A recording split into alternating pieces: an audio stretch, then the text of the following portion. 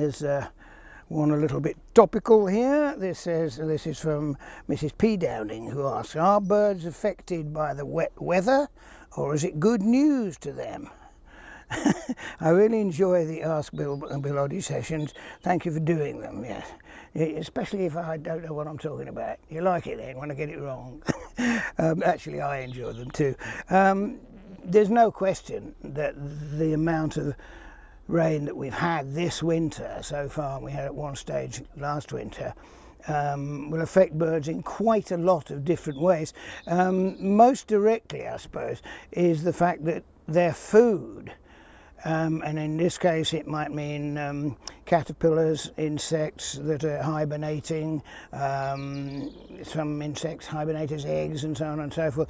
All sorts of insects will have been drowned and therefore won't hatch, as it were, in the spring when they are needed by the birds as food.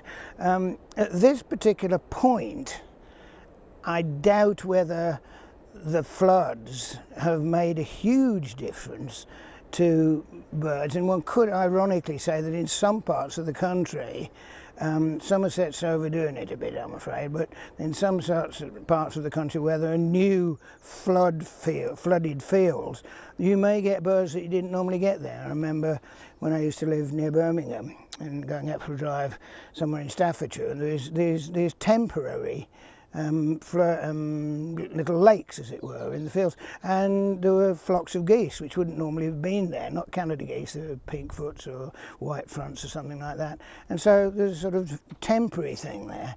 But the honest answer with most weather things is you don't really know until 6 months later to see whether it's affected the breeding season and so on and so forth.